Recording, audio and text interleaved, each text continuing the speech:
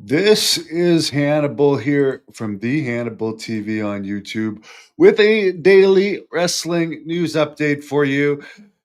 To me, this is a frivolous lawsuit. Ryan Nemeth, who is one of these AEW wrestlers that I guess was under contract and nobody remembers, he's filed a lawsuit against Tony Khan, AEW, and CM Punk. He filed this on Valentine's Day for quote, assault, breach of contract, breach of implied covenant of good faith, and fair dealing and intentional interference with prospective advantage, end quote. And this all has to do, and again, I mean, I don't have any sympathy for this guy, and I really don't respect him either because he acted in a very unmanly way in this whole situation. Basically, Punk returned to AEW after a dispute, and on June 17th, 2023, this Ryan Nemeth tweeted, quote, literally the softest man alive, end quote, which was seemingly referring to Punk. So you're basically calling CM Punk soft there.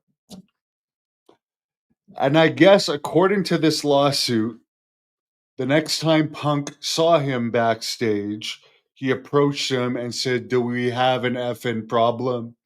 Do we need to step outside and handle this like men? To which Nemeth tried to de escalate the situation. So not only did he not handle it like a man, he pussied out of this situation after calling Punk soft. He then went and ratted him out to AEW executives. And then he complained that there was no punishment imposed on Punk. Here's the problem, okay? Here's the main problem. AEW should have fired this Ryan Nemeth guy, who is a nobody, the moment that he posted the insulting tweet about the biggest star that AEW had at the time. They should have fired him right there. You should not be a low card. So this guy wasn't even a low card. He wasn't even friggin' hardly used. And he's publicly insulting one of your top stars.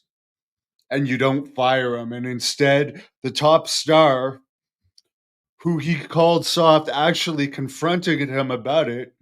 And then the guy pussies out, and not only pussies him out, but rats him out to executives. Then he was basically benched by the company. He was still under contract. Again, this is a spoiled brat. He was benched by the contract. Eventually, Punk was released by the company, and he ended up having more matches. Ryan Nemeth ended up having more matches, with his last match being November 18th, 2024. So he was kept under contract and paid for not being over and not really doing much of anything relevant. He calls CM Punk out, then pussies out and rats him out like a complete bitch. And now he's suing the company over it. I'd love to know where he gets this assault accusation from, because to me, if you call someone out, wrestlers are supposed to be tough. And I didn't hear anything in this about Punk actually laying his hands on him. He said, you got a problem with me? Let's go outside and handle this like men," which the guy didn't do. So now he's suing AEW, CM Punk, and Tony Khan. So I don't have any respect for this guy, just from a man's standpoint. And let's get into the other news. Here's something weird. AEW has about 180-ish wrestlers on the roster, according to reports, okay? They've got 2 television shows. They already have more guys than they can use. And I guess they've gone now and hired 2 more guys that are going to be more And I like these guys as people, but Mike Bailey and Josh Alexander, do they really need two more mid card guys on the contract when they're not even giving the stars enough TV time? And I guess they're going to start using a guy named Clark Connors as well. So yeah, there's a solution to AEW's problems. Let's just add more talent. You already have most of your talent on your roster is not over. Let's just add more talent.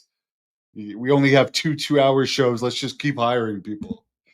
Makes no sense at all. As far as Vince McMahon and the Janel Grant case, she did file a new 23-page addition to the lawsuit. And Vince McMahon's lawyers apparently responded, this is no new information. Why wasn't it included in the original lawsuit? They also brought up that by Janel Grant agreeing to the settlement agreements to which she already collected $1 million of the $3 million settlements, if there was any issues with that settlement agreement, it was supposed to be dealt with in arbitration rather than in court. And apparently the reason why they didn't pay her the other 2 million and why you've never heard about this issue with any of the other WWE settlements is the other people kept their mouths shut, where she talked about it. A lot of information came out about her settlement. And WWE is basically saying she broke the settlement agreement and this whole issue should be determined in arbitration because there was something in the agreement that if there was any issues with it, it should be determined in arbitration.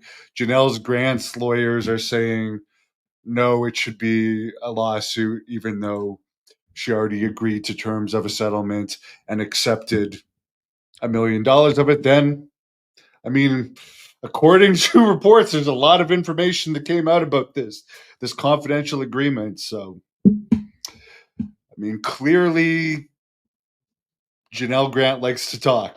She's hired a publicity firm that also has represented Joe Biden and Barack Obama in the past. So she likes attention. I mean, we've heard a lot of these settlements with Vince, and we've never heard any other of these issues of him not continuing to pay these settlements. So we'll see what happens. I suspect it will continue on in arbitration. Wasted money for AEW, yes. A lot of people do not like Janelle Grant. She definitely craves attention. I mean, I'm not saying Vince McMahon's a saint by any stretch of the imagination, but I do believe that if she had not broken the agreement that she had signed for, she would have had the full 3 million. And there is a lot of holes in her story.